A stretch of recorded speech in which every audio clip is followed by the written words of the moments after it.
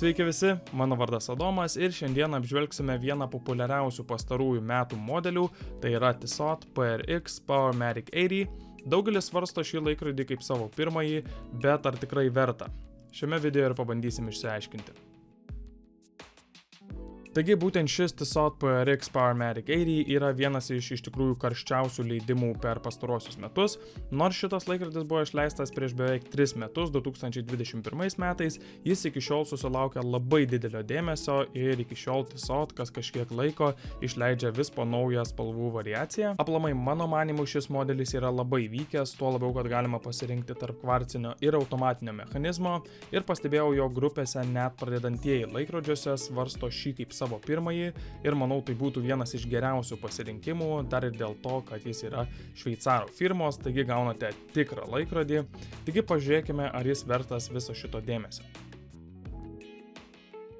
Visų pirma, pradedant nuo dėžutės, viskas ganėtinai paprasta, bet tikrai neprasta. Klasikinis Tissot įpakavimas, atidarius pasitinka laikrodis ant pagalvėlės, yra laikrodžio instrukcija ir garantinis lapelis. Jeigu ruošitės dovanoti šį laikrodį kažkam, dėžutė tikrai labai graži. Toliau kalbant apie laikrodį, vienas kertinių dalykų yra būtent jo dydis. Kiekvienam savo skonis, tačiau kaip ir visur yra normos ir standartai, kurie beveik visada atrodys gerai. Mano asmeniniu požiūriu geriausiai laikrodis atrodo tarp 36 ir 40 mm. Savaime aišku, viskas priklauso nuo pačio laikrodžio dizaino ir yra išimčių, tokių kaip G-Shock, kurie yra gerokai didesni nei paminėtas intervalas, tačiau atrodo puikiai net ir ant mažesnio riešo dėl savo dizaino. Šio laikrodžio diametras 40 mm, beveik 11 mm į storį, korpuso ilgis 44 mm ir sveria šis laikrodis su integruota apyranke 140 gramų. Mano manimu, būtent automatinė versija šiek tiek per didelė, ant mano 18 cm riešo laikrodis atrodo kiek didokas ir dėl to praranda savo eleganciją. Visą tai sakau būtent tokio stiliaus laikrodžiui. Jei būtų dive stiliaus laikrodis, 40 mm tikrai nebūtų per daug. Iš išvaizdos aš laikyčiau laikrodį dress stiliaus ir tikrai tikėjausi kiek plonesnių ir mažesnių formų. Tikrai niekada nesibaidau 40 mm ir turiu didesnių laikrodžių, tačiau mano manimu šis atrodytų geriausiai apie 38 mm. Dabartiniai du dydžių pasirinkimai yra tik tai 40 arba 35 mm, taigi galima sakyti, kad nėra viduriuko. Turėjau galimybę pačiupinėti kvarcinę 35 mm versiją ir ji ant mano riešo atrodė per maža. 40 mm mano manimu savo stilių yra didoka, tačiau laikrodis nešiojasi tikrai be galo patogiai, nesijaučia ant riešo ir netrukdo kasdieninėme gyvenime, kaip sakykime didesnis laikrodis kliūtų už marškinių, rankovės ir panašiai. Kalbant apie apyrankę, taipogi jaučiasi kokybė, nėra aštrių ar neišbaigtų kampų, tačiau šioje vietoje vėlgi yra niuansų, kadangi laikrodis sukurtas taip, jog pakaitinės apyrankės turėsite ieškoti būtent šiam laikrodžiui. Kaip matote, tarpai tarp auselių yra be galo maži. Internete yra tikrai didelė pasiūla pakaitinių apyrankių būtent šiam laikrodžiui, guminių, odinių, tačiau dėl to, jog tai nėra standartinis 20 ar 22 mm dirželis, kaina tikrai gali išaugti priklausomai, aišku, nuo kokybės. Tai vėlgi sukelia problemų, kadangi tiesiog taip yra sukurtas šis laikrodis. Ir dar vienas dalykas, į kurį reikėtų atsižvelgti, tai yra užsegimas. Kaip matoma, jis yra drugelio tipo ir neturi vadinamo mikroreguliavimo, taigi jums laikrodis arba tiks tobulai, arba bus per siauras ar per laisvas.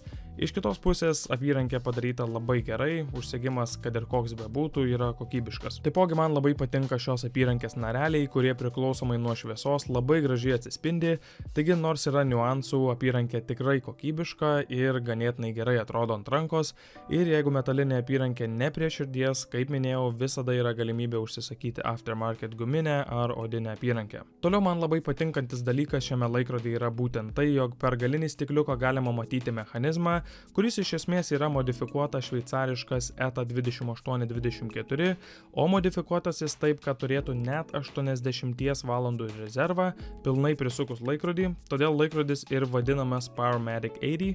Ką tai reiškia? Jog apie laikrodžio sustojimą padėjus jį ant stalo ilgiau nei 2 parom nereiks rūpintis, kadangi laikrodis turi tokį didelį rezervą. Labai dažnu atveju rezervo norma yra apie 40 valandų, tai matoma Seiko, Citizen ir kitose laikrodžiuose, taigi ant šio rezervas galima sakyti net dvigubas, kas mano manimu prideda praktiškumo ir aplamai šis mechanizmas juo rūpinantis turėtų tarnauti tikrai ilgai. Laikrodis taip pat turi 100 metrų vandens atsparumą, tačiau neturi užsakomos karūnėlės. Aš tikrai nebandyčiau tokio laikrodžio maudyti, bet žinant įmonę, vandens jis tikrai neturėtų bijoti. Toliau norėčiau pakalbėti apie paviršių išbaigimą, kaip laikrodžiui, kurio orientacinė kaina yra apie 700 eurų, išbaigimas atitinkamai labai geras.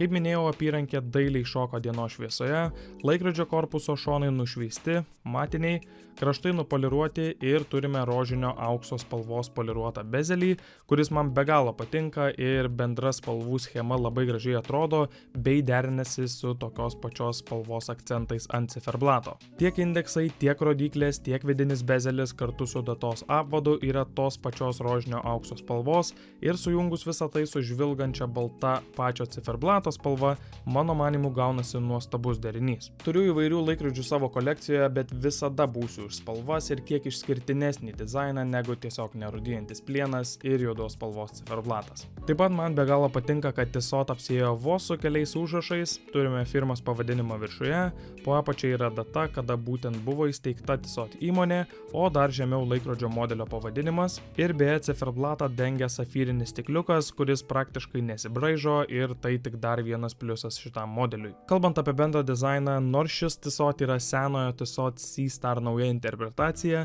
laikrodžio dizainas per daug nepasikeitė ir yra be galo panašus į daugelį to meto laikrodžių žaidimų. Ypatingai šis laikrodis primena būtent Rolex Oyster Quartz ir kadangi abudu laikrodžiai išėjo daugmaž panašiu metu, Rolex aišku būnant pirmam, nesunkiai matosi iš kur semtasi idėjų.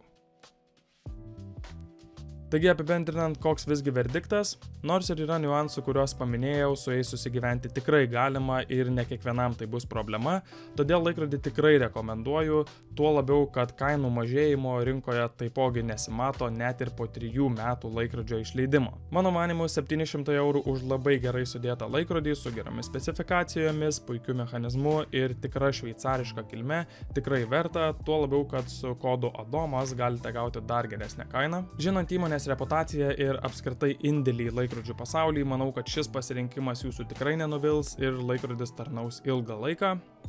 Taigi kaip visada, ačiū, kad skirite man savo laiko ir žiūrėjote.